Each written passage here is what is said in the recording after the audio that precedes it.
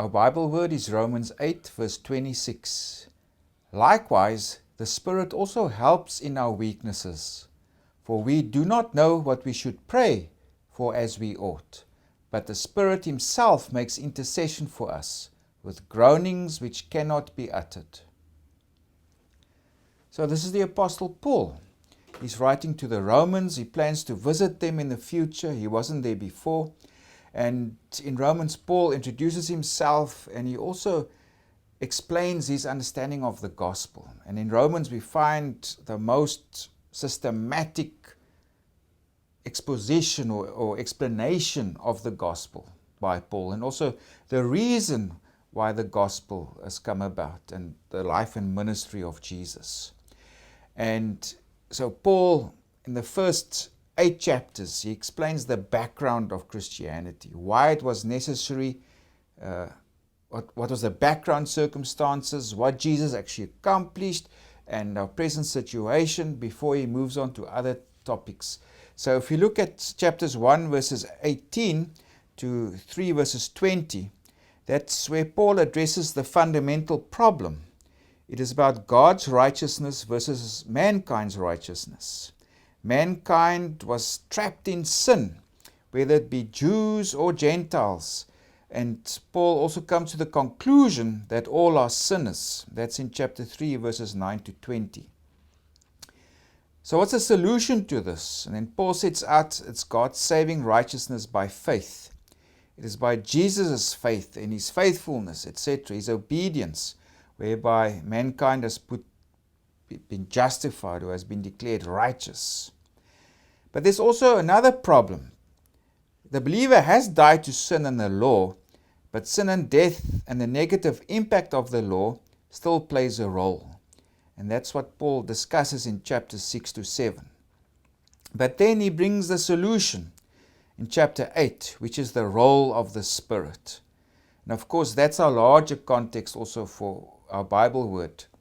It's chapter 8. And if we break chapter 8 down, there's the Spirit of life. That's in verses 1 to 11, where Paul discusses this battle between life in the flesh and life in the Spirit.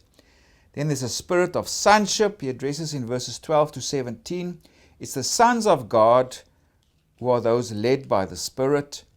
And then he comes to the climax, to what is built up to in chapter 8. That's the Spirit as the first fruits, and that is verses 18 to 30. And this focuses on the future glory that will be revealed. So chapter 8 is all about the role of the Spirit, the life in the Spirit. It means that the body is dead to sin, etc. It's about being led by the Spirit. We are the sons of God. We are the inheritors, the co-heirs of Christ.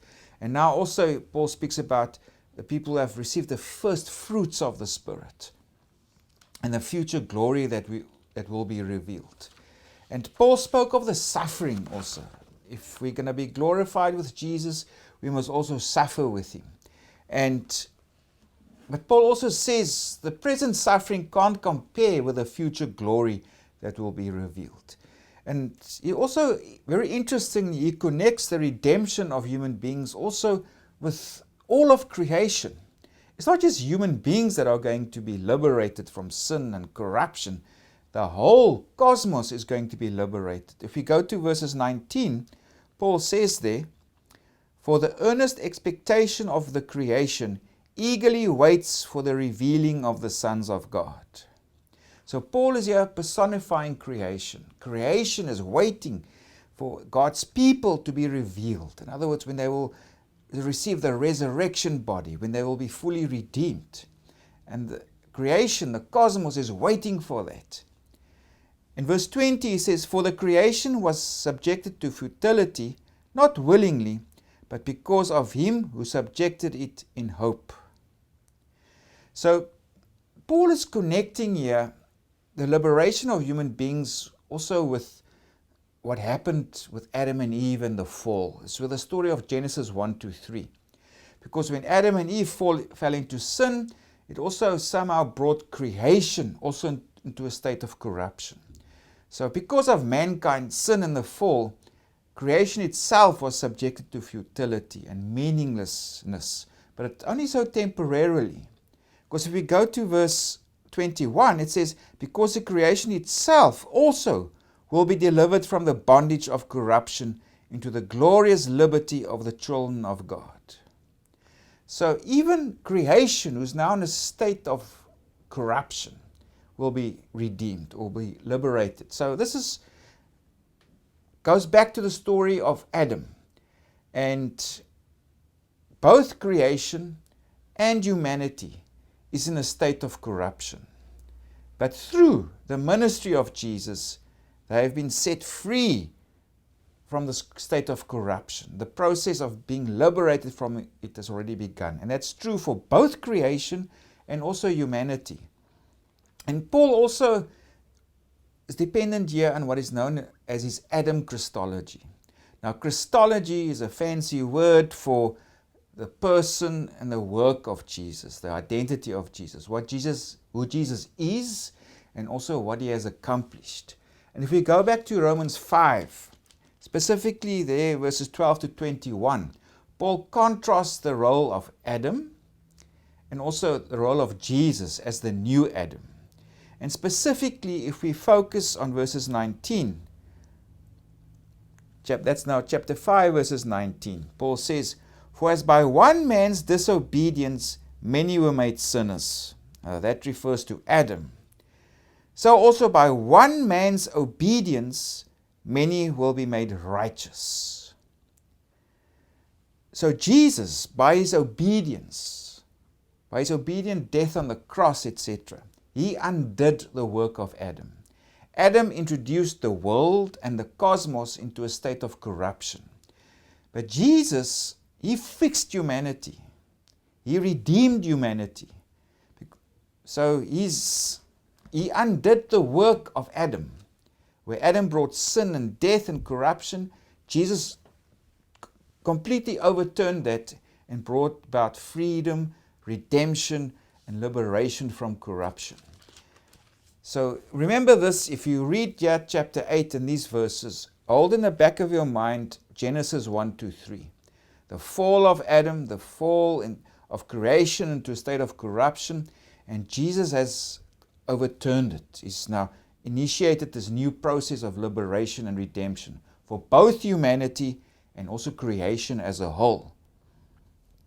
Now if we go back to chapter 8, if we go to verses 21, Paul says there, because the creation itself also will be delivered from the bondage of corruption into the glorious liberty of the children of God. So in other words, creation's redemption, its restoration, is dependent on the liberation of humanity and humanity receiving glory and freedom, etc. So as the cosmos, the fallen cosmos was home to fallen humanity, so the redeemed humanity with a resurrection body who's received glory will live in a cosmos or a new creation that is also fitting to this new state of glory. So it's both humanity and creation will receive this glorification, this new state of being. Now Paul also speaks of what already exists and what awaits us in the future, but also the present tension that we experience. So both humanity and creation is groaning, is longing for this new glory, waiting for this freedom from corruption, etc. Paul speaks there of creation's groaning, it's longing for this to happen. Then verse 23 says, not only that, but we also who have the first fruits of the Spirit, even we ourselves groan within ourselves, eagerly waiting for the adoption, the redemption of our body. So like creation is groaning for this glory, we also groan for this future glory. And it's this visible sign that we possess the Holy Spirit. And Paul says here, we have the first fruits of the Spirit. Now the image first fruits, it comes from the Feast of Pentecost or the Feast of Weeks, where people will bring their first fruit, so to speak, the first few blades from the harvest, the wheat or grain, etc. It symbolizes more is to come. So it's the beginning of a larger process. Jesus was also the first fruits of the dead. In other words, his resurrection is only the beginning. More people will rise from the dead. Yeah, Paul says we receive the first fruits of the Spirit. It's only the beginning. The bigger harvest is still coming when we will experience the Spirit, the life in the Spirit in full, completely. And this is the process that already exists. So we have the first fruits of the Spirit.